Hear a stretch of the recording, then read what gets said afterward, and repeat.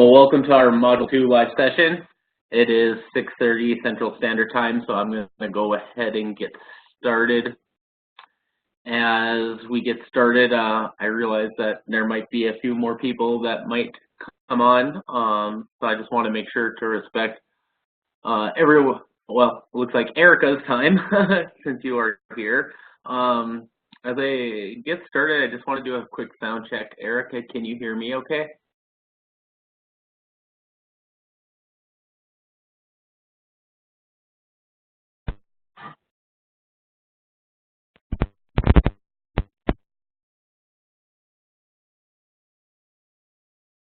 We'll try it one more time. Erica, can you hear me okay?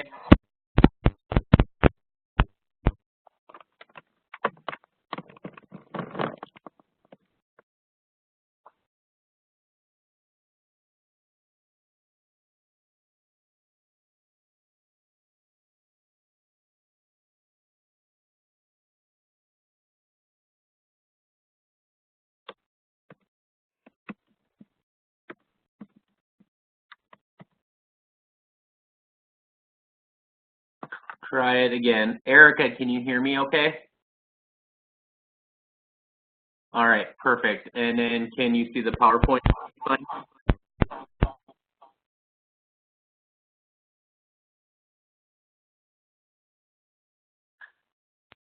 All right, so it looks like we are in good shape. So I'm going to go ahead and get started. As I get started, this is kind of the overview of tonight's agenda. So in this live session,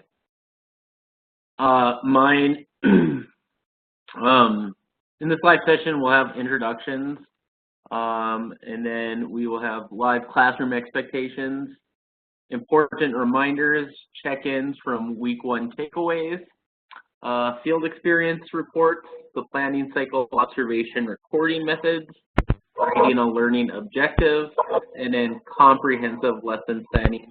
And then you guys will have time to answer any questions. Erica, can you maybe try to log off and then log back in to your audio? That might help your audio a little bit better, so you could talk if you want that option.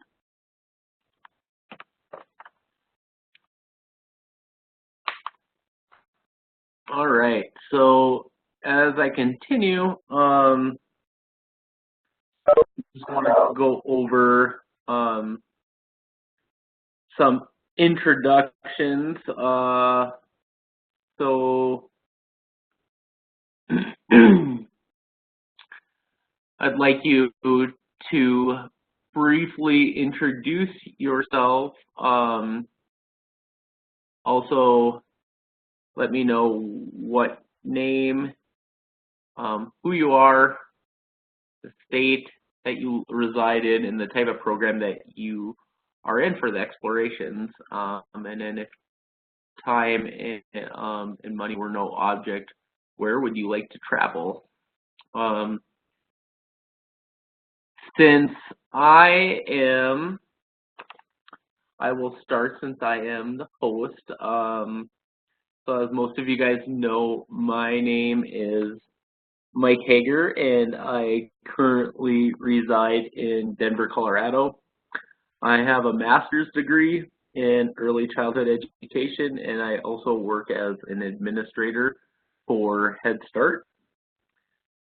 If time and money were no object, I would love to travel to Brazil. My mom is originally from Brazil, and then she always talks about how beautiful that country is and how the beaches are just gorgeous. Hi, Erica. Welcome back. Can you hear me now, or can you actually talk?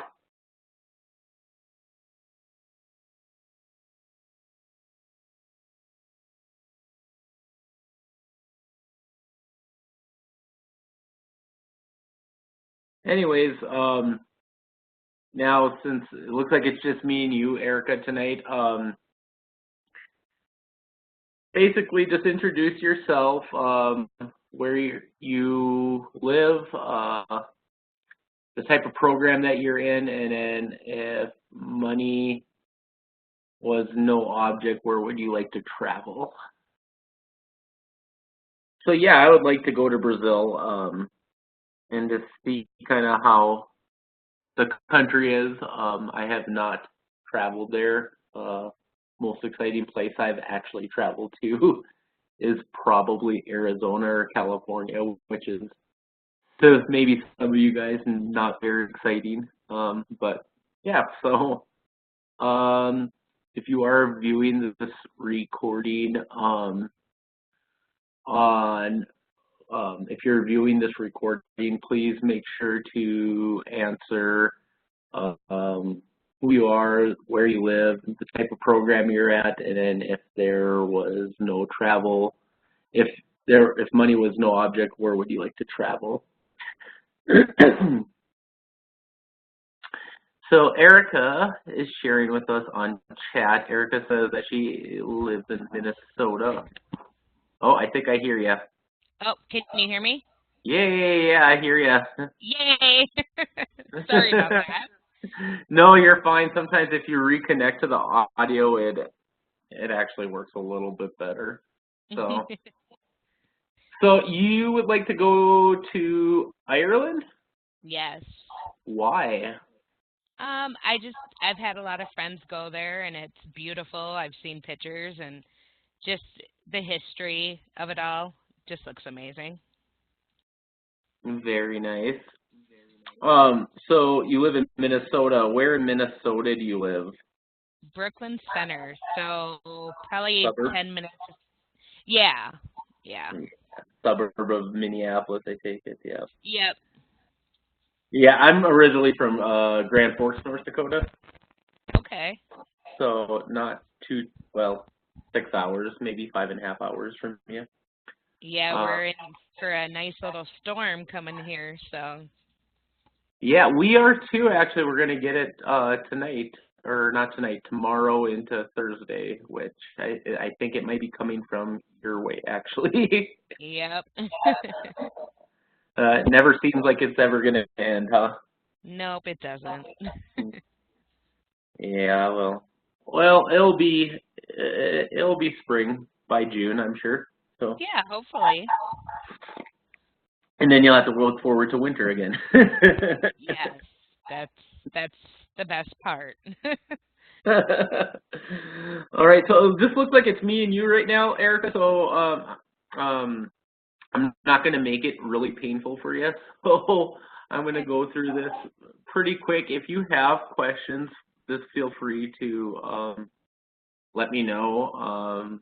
Basically, since you're participating, you're going to get full credit, and you don't need to do any kind of discussion or some code that some people, some other instructors do. I don't do that. As long as people show up, participate, it's pretty simple to get points for your live session.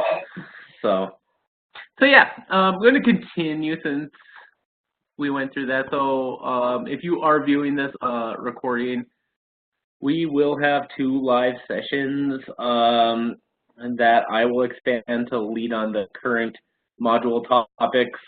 These sessions are offered in module 2 and 5. The next live session will be Tuesday, April 30th at 6:30 p.m. Central Standard Time. Basically, the purpose of the live session is to engage with your peers and myself in conversation about the course and for further learning. Interactive classroom sessions encourage open dialogue, and questions are encouraged. And if, like most of you guys, cannot participate in the live session, the video will be posted the next day, and then you would complete the live session quiz to answer the questions that I ask the class during the presentation in order to receive full credits.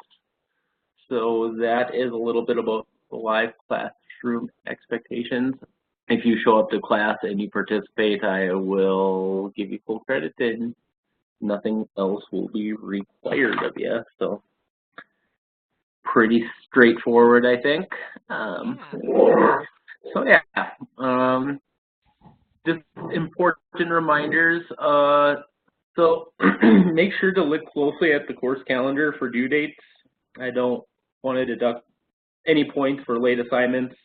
But the college policy is a 10% deduction for each day that an assignment is late. This does apply to discussion posts. And then assignments are due by 11:59 p.m. Central Standard Time every Sunday.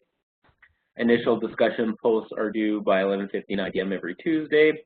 And then the discussion responses are a little bit different. They're due at 11:59 p.m. Central Standard Time every Saturday. And then to receive full credit in your discussions, please respond to at least just one peer, as well as any questions I asked of you. You are encouraged to respond to more than one peer if you would like, and the questions others peers ask you as well. Just make sure to really refer to the course calendar for the Module 6 assignment and discussions, as they are a little bit different. Everything is due by the last day of class, which is Tuesday, May 7th, and then no late work will be accepted after that date. Pretty straightforward. So wanted to check in. How's it going so far, Erica? Oh, it's going good. Ooh. Sorry. No, you're fine. It's going good. I've actually been in childcare for almost 20 years, so. Oh, wow. Yep. Yeah, I think let's see, I'm trying to do the math on. I started at 17, so yeah, I've almost 20 years. Oh, that is awesome. I'm sure you've pretty much seen everything then. Yeah. Oh, yeah. Do you have kids of your own?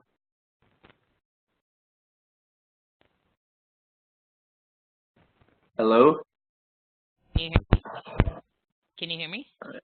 Yes, I can hear you now. Oh, okay. I have a 13-year-old son.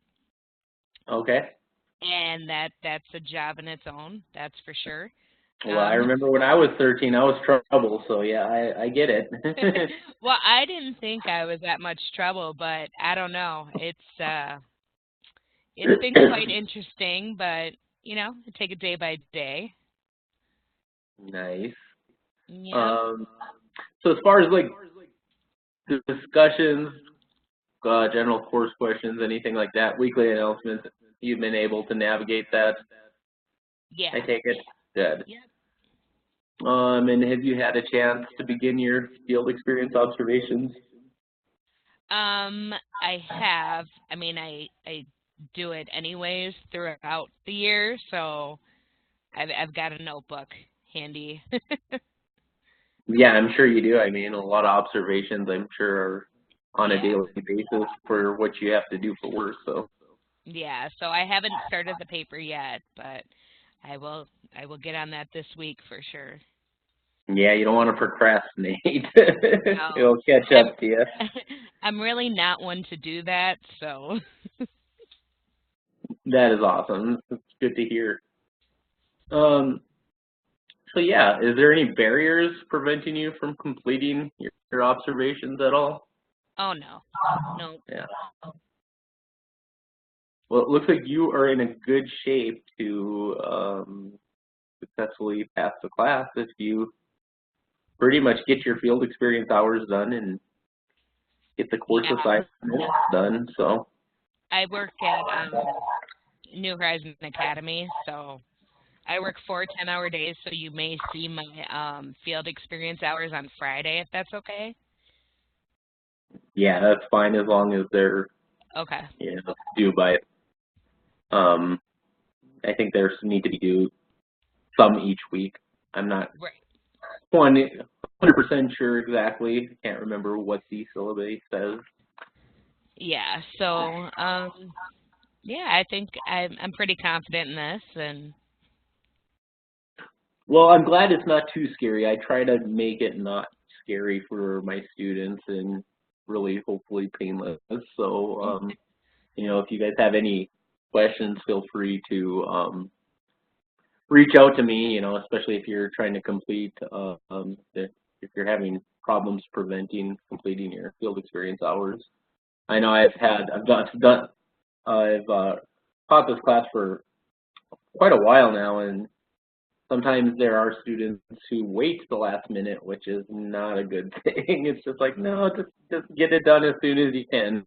Right. Um, so yeah, see, because I'm pretty sure if you're taking this class, you might be taking another class too. So, so yeah, cool. So I'm going to continue on the field experience report. So each module, the field experience report will prompt you to focus on the key areas of practice.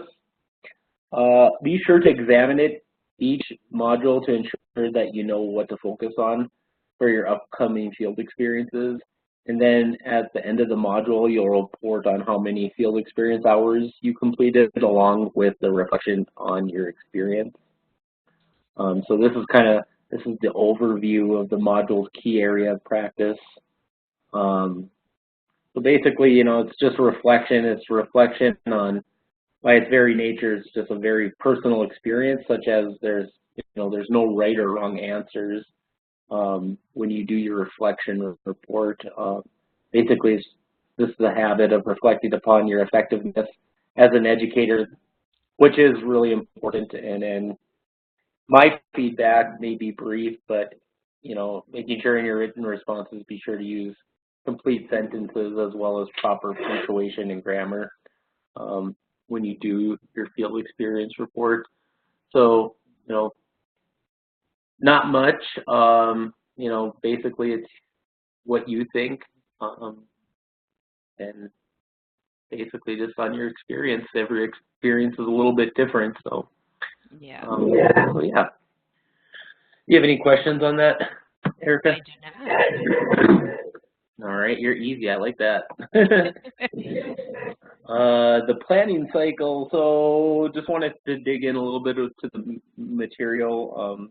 Probably already use this and probably didn't even know that.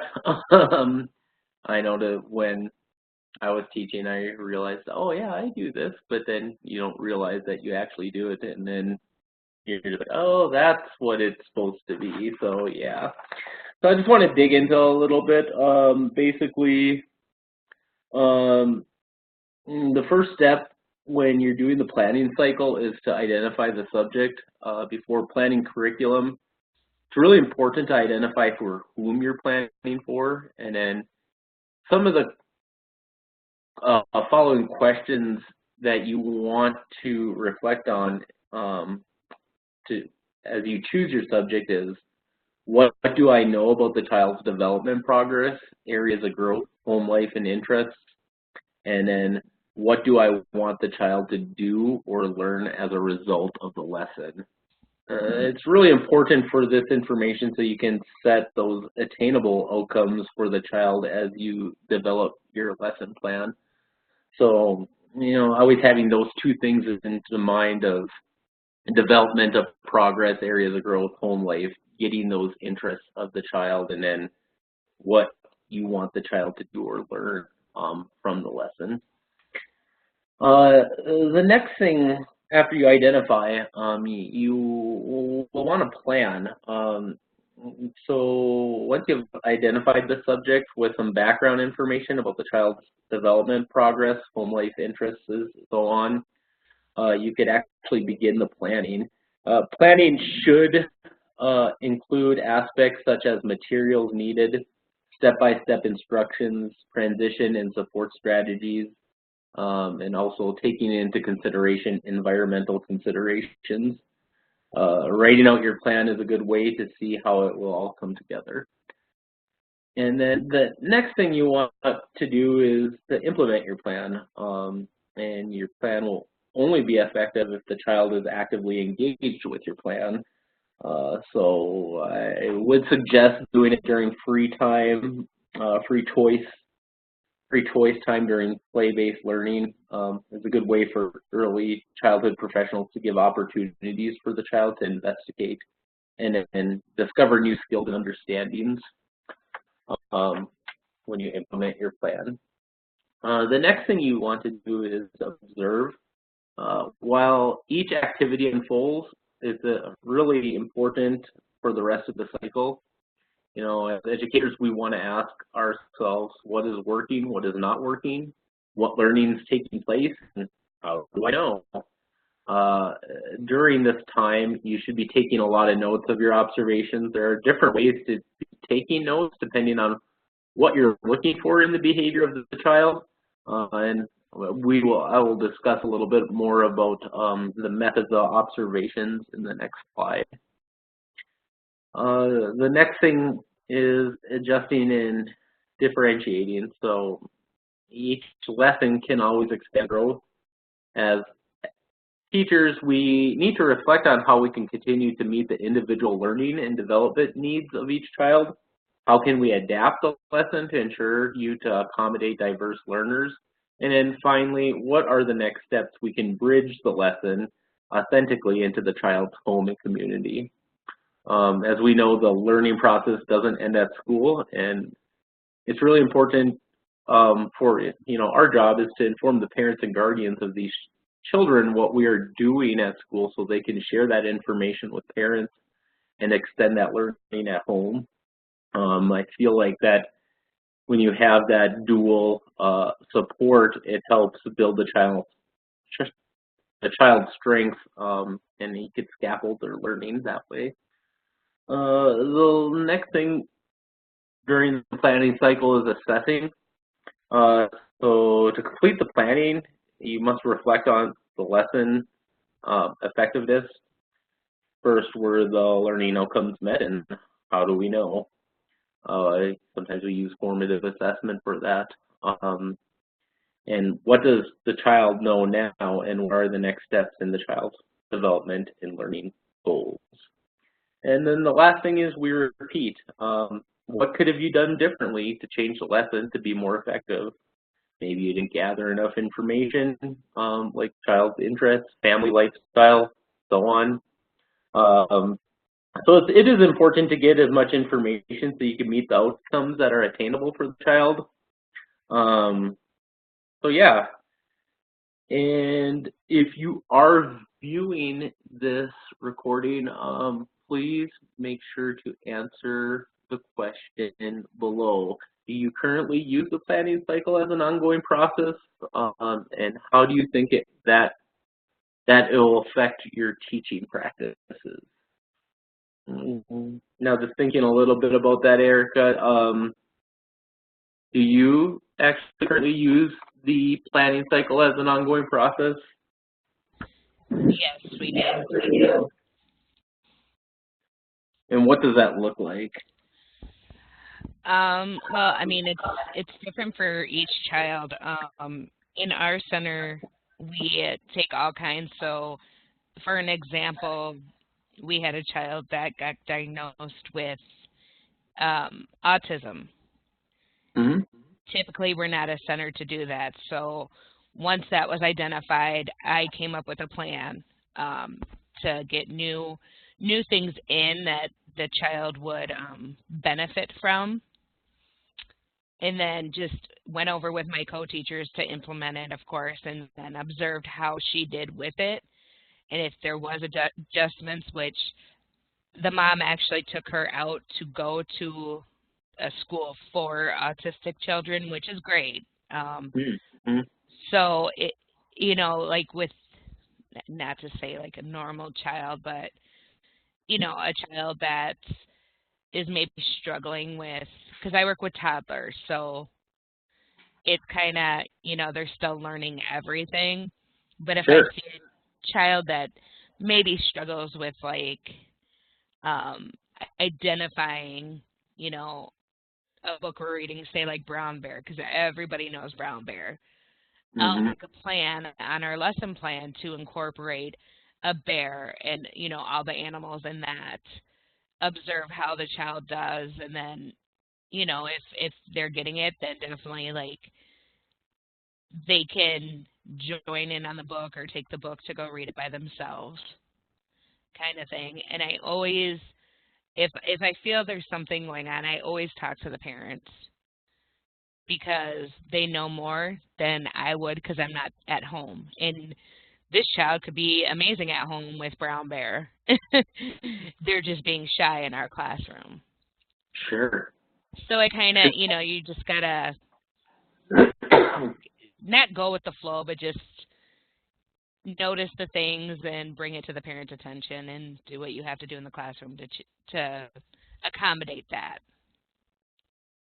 Sure, and it's very tough to accommodate that you have, I don't know, 12 toddlers in the classroom. It's hard to accommodate each one because everybody is so a little bit different with their developmental goals Yes. and domains. So I understand that the planning cycle can be really hard, especially if you're trying to plan for, say, 12, 16 different human beings, little toddlers. I mean, Mhm. it's tough. And we, if our lesson plan isn't going the way we want it to, we definitely adjust that and do something different that they're showing interest in.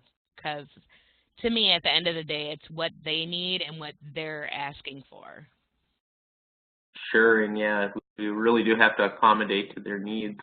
Mhm. Um, and also, get that information from their parents of what they're doing at home because, like you said, they're only with us for a short period of time. While the parents are pretty much their first teacher, if you think about it. I mean, Yeah. they're raising the child, even though sometimes we think that we're actually raising the child because they're sometimes there for a long amount of hours. But yes, Yeah.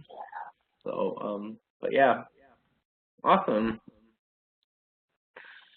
So yeah, if you're viewing this recording, please make sure to answer these two questions in paragraph form. Is there anything else that you wanted to add, Erica? No. Okay, that is completely fine. So the next thing I wanted to do is methods of recording observation. So I talked a little bit about the observation in the last slide. In chapter 2, there was a whole section devoted to methods of recording observation. And there are different observational methods. In choosing an observation method, you must determine what is it that you want to learn from the observation. So I wanted to break down each um, observation. So recording a method, so you could understand the differences between a running anecdotal checklist, development checklist, and so on. So I just wanted to start real briefly about the running recorded records. The running recorded forms and anecdotal records are the most common forms of observation that you'll probably use. So a running record is pretty much a detailed narrative account of the behaviors or events written sequentially as an incident occurs. Basically, it's just a play-by-play of the behaviors and events that are happening. And then an anecdotal record is a little bit different. It's probably what most educators use. It's like a short story that the educators use to record a significant incident that they have observed. It could be written down after the behavior has taken place. So running record is just basically a play-by-play, and an anecdotal record is kind of like the summary of what happened. The next thing are the checklists. That's kind of more of a formal of assessment that allows an educator to notate the presence or absence of some criteria with no details of the events. So sometimes we have checklists of, I mean, it doesn't have to do specifically with behavior, but like, making sure that your class is set up in a DAP in, you know, a developmentally appropriate way. So you might have a checklist for like a safety checklist, you know, is outlet covers um, in the outlets, stuff to that extent. Are there cords hanging down, or are, you know, is it free of clutter, stuff to that example. So that is a checklist that you could have where it's just yes or no.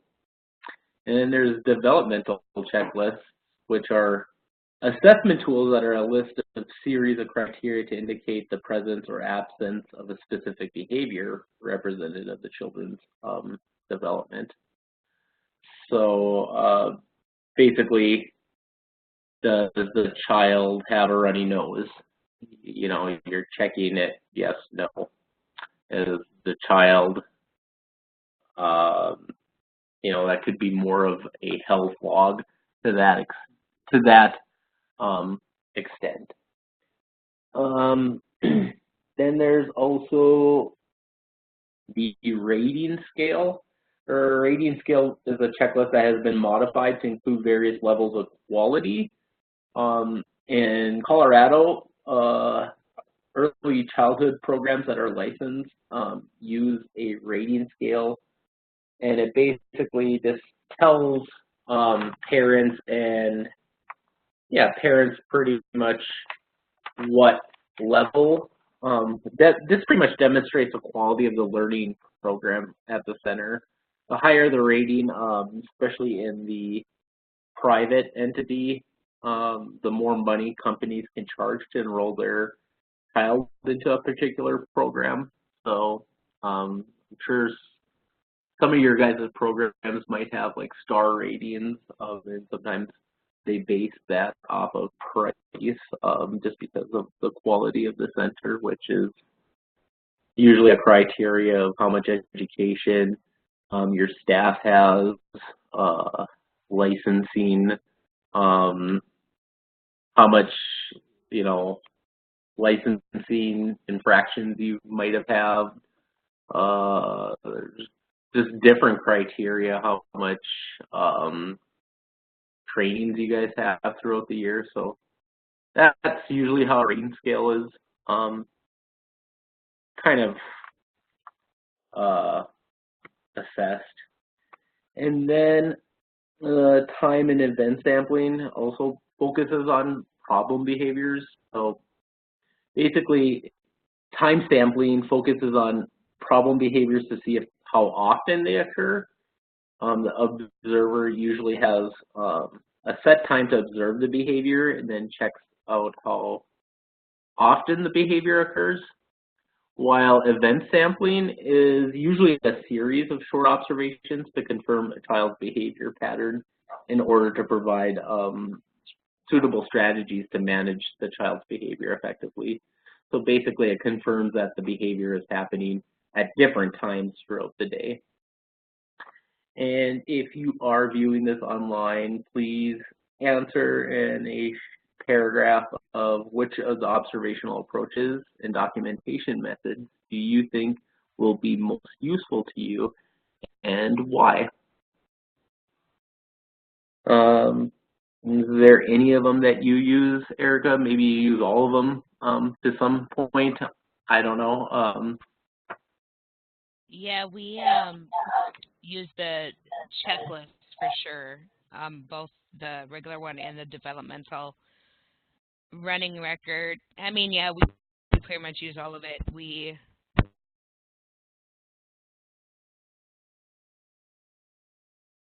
Uh-oh. Erica, are you still there? Can you hear me? Hello? Hello. You're cutting out a little bit.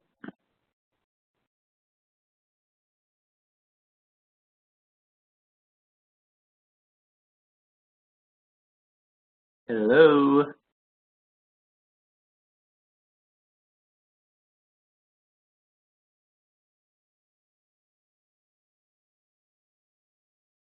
So as Erica gets back on, so yeah, please share which of the observational approaches and documentation methods you think will be most useful to you and why. I think to some extent you all might have used one or two of these, or maybe even all of them at some point in your observations and probably have not even realized it. So yeah. Erica, can you hear me?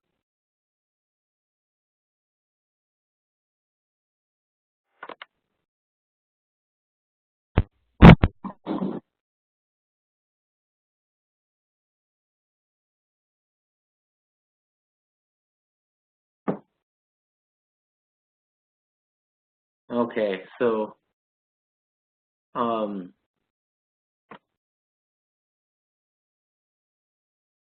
having said that, please just share what observational approaches and documentation methods you think you'll use and why. As I move forward to the next thing that we have on our list is writing learning objective using SMART goals. So in one of this week's assignments, you are to come up with a comprehensive lesson plan where all the learning objectives must be stated as SMART. SMART goals objectives. So what are SMART goal objectives and how do we include this in our comprehensive assignment? First of all, let's review the characteristics of SMART goals. The SMART goal objective is.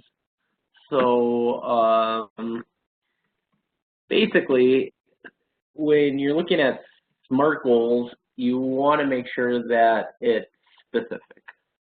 You want a goal that meets the needs of the children while upholding the program and early learning standards. Do you know exactly what you want to accomplish with all the details? Goals must be well defined. So you want to be very specific on what your goals should be. The next thing is, how will you measure it? Yeah, how will you know that the goal is being met? Will you use formal assessment with the children? And what does that look like? So, I mean, you know, if the child's trying to learn to recognize the letter B, you know, how will you know in a short amount of time which children know the letter B by just pointing to the letter and having the kids say what letter it is, or something to that extent. The next thing is it attainable? You want to make sure that it's developmentally appropriate for the individual child in the typical development. Is your goal a challenge, but is it still possible to achieve? I mean, that is one of the things that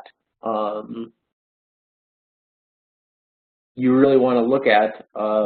You want to make sure that it's not too easy, but yet not too hard. And then being realistic, that's kind of how goes hand in hand with attainable is, you know, again, you're considering developmentally appropriate practices, the individual child and typical development. Here, basically, you're looking at your state's early learning standards for Head Start, what we look at is we look at the early learning outcome framework for children in different ages, and pretty much tells you what children should know at different ages and stages of learning. But yeah, and then the very last thing is your goal realistic and within the children's reach? When will the goal be reached? Will it be a week, month, semester, making sure that it is timely. You want to have a time frame on it. You don't want it too long, but yet you don't want it too short. So you want to have that time for the children to develop their skills so they can master them. So, with that being said, you guys, one year throughout the course, you will be creating a comprehensive lesson plan. Each week's assignment should build on your assignment from the previous week. So each week you will be provided a template to complete. One important thing to note, the written assignment this week is an observation of a child. So you will base your lesson plan on the child you observed and create a lesson plan to help the child improve in one area where they need growth. So here is an example I created of this week's template. As you can see, I used SMART goals when developing this lesson plan. So basically, last fall, I decided that I have going to be a 3-year-old daughter, and she has some developmental barriers. So I wanted to develop my own SMART goal. So basically, in my activities. So basically, what I wanted to do is I wanted to make sure that it was SMARTs, very specific. So the very first thing I wanted to do is so if you take a look at the lesson objectives and goals, by the end of the lesson, I wanted Annika, note that whenever you're doing this, make sure that you just have the initials and the name of the activity. That I did almost forget to say that just for confidentiality purposes, I could share with you that my daughter, her name is Annika. So basically, when I went and developed these objectives, this is pretty much what I wanted her, what she should be able to do. And then when you're looking at objectives, you always want to start with that verb. So I wanted her, the name of the activity was meal routine. So I wanted her to use hand-eye coordination when participating in routines such as carrying food, eating silverware, and drinking out of a cup, pouring liquid into a cup, and eating with her fingers. Basically over here with the domain of the activity tells you how will the activity help promote learning and growth in this domain. So for me, physical, and the gross motor, basically I provided opportunities for Annika to use forks, spoons, eat with fingers, smelling and touching different foods, pouring water into cups, drink water from a cup, carry food, and passing food to help her strengthen motor skills and hand-eye coordination. So basically, if you take a look, it kind of goes hand in hand. It's specific. How will I measure it? Well, I'm measuring it by if she's able to do these things. Is she able to drink out of a cup? Is she able to pour liquid into a cup? Using these things, and then basically, is it attainable? Is it developmentally appropriate at her age? Yes. This is stuff that she should be doing, and then making sure that it's realistic. We want to make sure that we're looking at benchmarks at our early learning standards and seeing, what children should know during this time, or what they should be able to do during this time frame. Um, so that's a little bit about how you're supposed to do this lesson plan. Basically, you look over here, you see the verb, you begin with a verb. So now it's identify different foods in correlation to shapes, colors, and quantities during mealtime. That is a very good example of cognitive development. So how will it be measured? Identifying different foods by their shapes and colors. Example, an apple is red circle. It goes once again hand in hand by, we know how many apples are, we're doing more more, with quantity and colors and shapes all within that objective. Uh-oh. Sorry. The next thing is seeks information in median of words by asking questions in words or signs such as what is that, who's that, what's happening at meal time. Making sure that you're having that conversation with the child, which also falls under the language domain.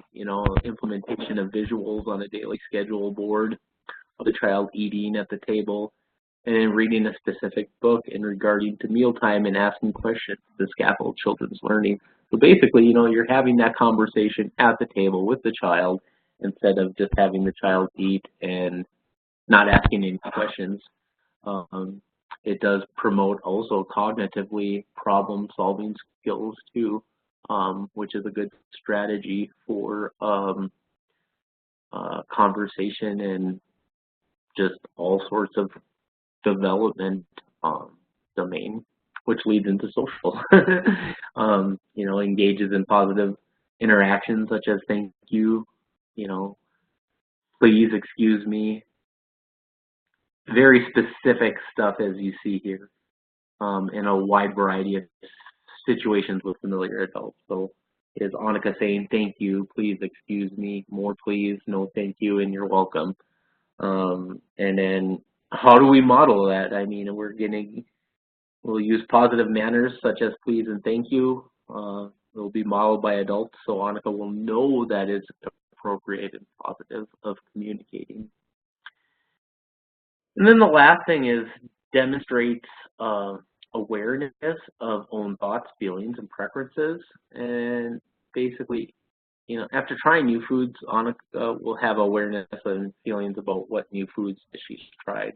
She'll show emotion by if she liked it or not. Was it sour? Was it sweet? Did she like it? This expressions on her face, and then asking her about how she felt after trying a new food.